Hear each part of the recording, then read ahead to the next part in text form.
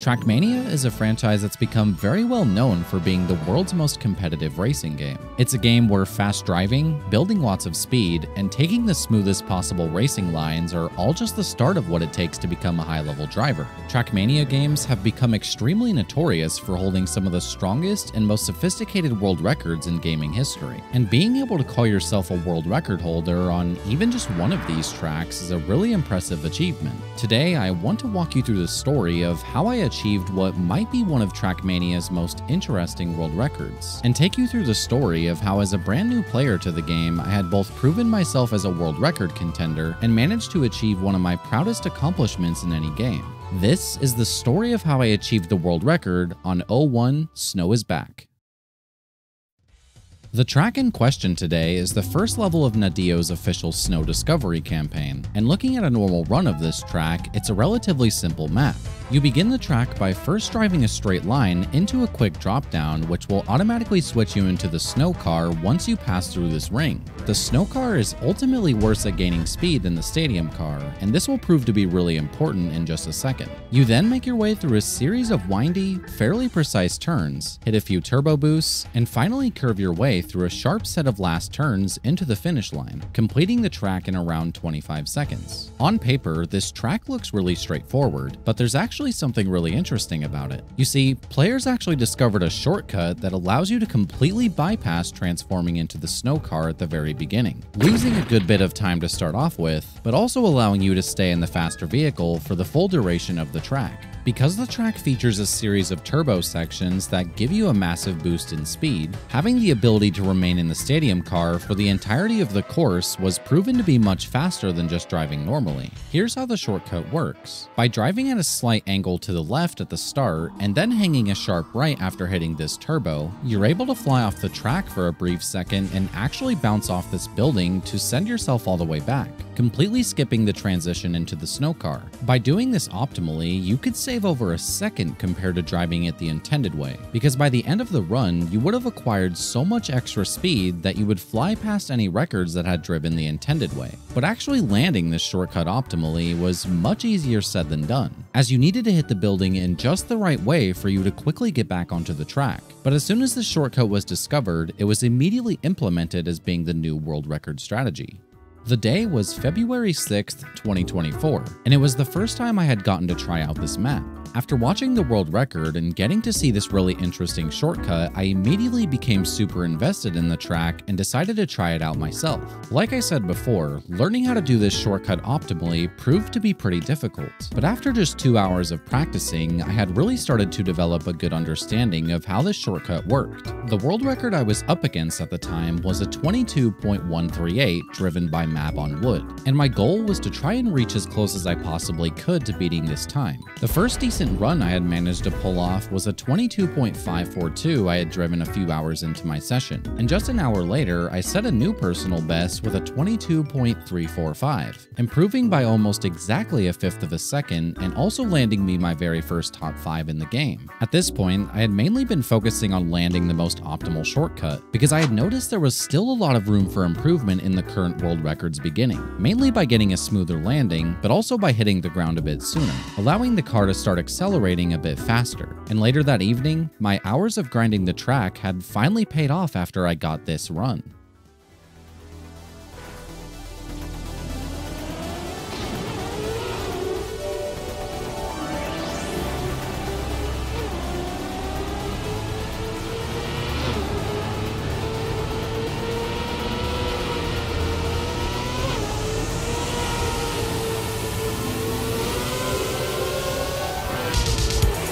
22.1, a new world record by exactly 38 milliseconds. As I had mentioned before, most of my time save was from the beginning. By approaching the shortcut with the right angle, it allowed my car to land on the ground faster than the world record, ultimately gaining me a small lead. And all I had to do from there was maintain my lead until the finish line.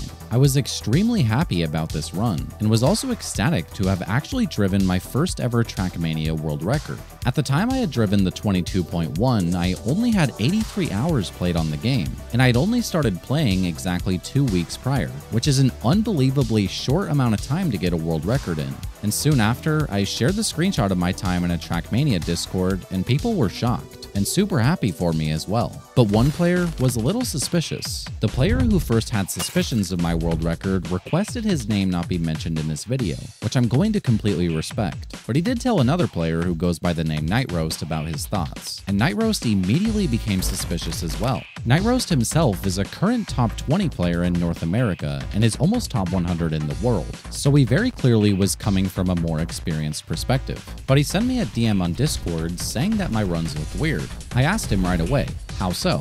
He said, your inputs, to which I replied, what specifically about them? And he pointed out that the way I was steering around corners was extremely unorthodox compared to other players, and that it looked like inputs from somebody who may have been playing in slow motion. In this clip, for example, he first shows his controller inputs on a certain track, and then compares them to mine going around the exact same corner. And where his were much more steady and fluent taps of the control stick, mine were a lot more jittery and sharp. It should be noted that between the time I got the 22.1 and the time Night Roast messaged me, I had actually made a pretty substantial improvement to my world record, taking it down to a 22.054.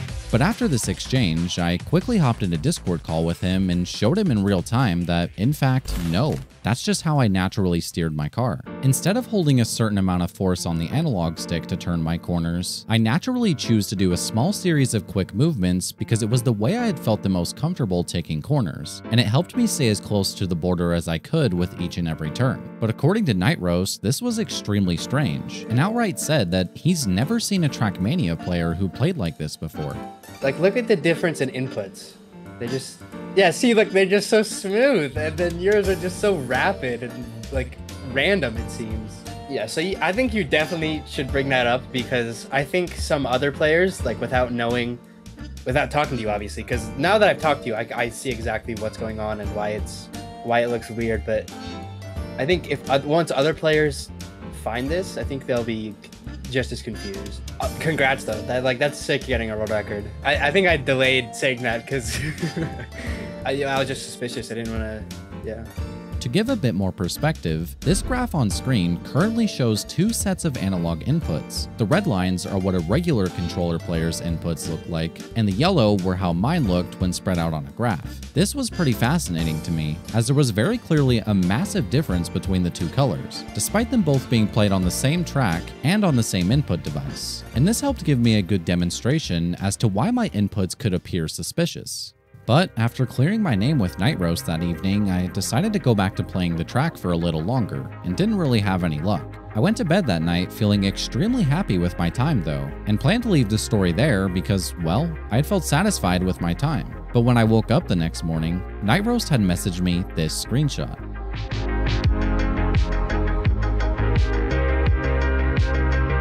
He himself had achieved a 22.021, beating my world record by exactly 33 milliseconds, and officially dethroning me of my first place time. I knew that morning that there was only one thing left to do: get my world record back.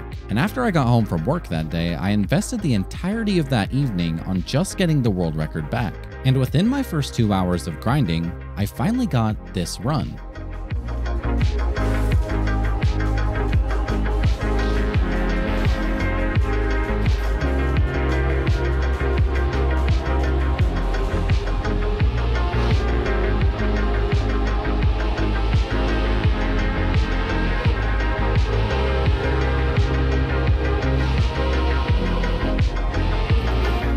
Dude, yes. Holy shit. Let's fucking go, dude. Oh my god. 22.008. This run was really solid. While I did get a slightly slower shortcut at the start, I was able to bring it all back by driving better racing lines and getting an incredibly clutch last turn, securing a new personal best and getting the world record back once again. I even had put on a hand cam for this run just to hopefully get to show off how I play in this video, and that's exactly what ended up happening. But seeing the 22.008 I had just gotten made me realize that I'd gotten super close to breaking the sub 22 second barrier. Being the first to break a new second barrier in Trackmania is an absolutely insane achievement, and isn't something many can say they've been able to pull off. But with me having just achieved this time, I knew the story couldn't end until I got the world's first sub 22. I just wouldn't be satisfied enough until I could make it happen. So I went back to grinding once again. I had stayed up until 1 in the morning the night of February 7th, even though I had to work the next morning, trying and trying again to land the world's first sub 22. Along the way, I had a handful of really close attempts that choked at the very end of the run, and understandably, I was starting to get really upset. Didn't think about campaign. Dude, I almost just got the f***ing sub 22. By the end of the night, though, I had managed to get one last PB. Was this going to be the sub 22 at last?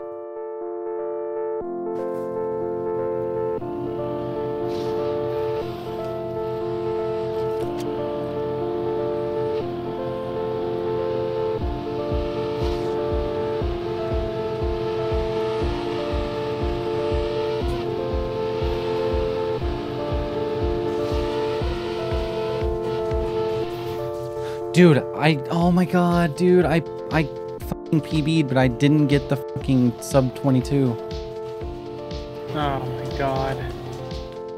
A 22.001. I was now just 2/1000ths of a second away from achieving my goal. As you can tell by my reaction, I was feeling both a mix of angry, tired, and happy at the same time. It was a world record and a new best time for me, but I still wasn't completely satisfied because I was so close to achieving sub 22. Time after time, I had lost so many good paces that with good endings, could have easily secured a 21.9x, or even better. But unfortunately, it just wasn't working out this time. The most devastating ending I had to a run was this one, where I was 0.1 ahead of my world record going into the final checkpoint. But by curving to the right just a few frames too early, my front right tire clipped the very edge of the border and costed me all of my acquired speed. I then went to bed that night and got up the next morning to head to work. And as soon as I got home, I immediately got on my PC and started playing some more. Early into my session, I had started getting some really promising attempts. Attempts that, had they finished, easily would have been the sub 22. But time and time again, they were just barely falling short somewhere. And honestly, I was getting sick of it. So eventually, I decided to give up on the project. I was so angry and so frustrated that I couldn't do it. And I decided it was time to stop. It was time to at least take a break. At least, that's what I would have said if I was a normal player.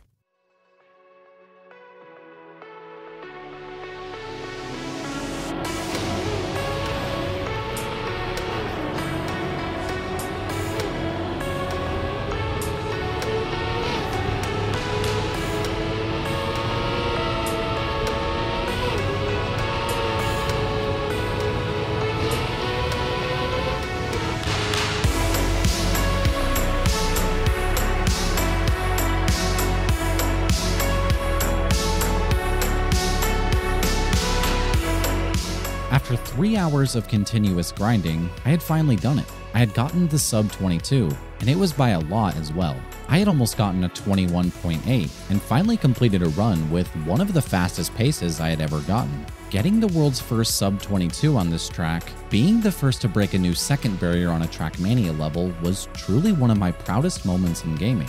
I felt extremely happy to have achieved such a good time, and felt insanely grateful that my perseverance had proven to be worth it at the end of the day. Had I given up on my goal that night when I had come so close to the ultimate run, the story could have been completely changed, and opportunities would have almost certainly been missed. But by not giving up and trusting in my capabilities, I achieved something truly remarkable. To be fair, I do realize this video is pretty astray from what I normally make. But honestly, this was a story that I thought was worth sharing, and I hope you found it just as interesting as I did. Although it would be pretty ironic if I had actually cheated any of my records directly after making an entire video about it. But I wouldn't be surprised if this world record is beaten sometime in the near future anyways, as that's pretty normal in a game like Trackmania. But even if I lose it tomorrow, that's perfectly okay. I will always feel grateful knowing that I was able to be a part of both this track's history and this game's history as a whole.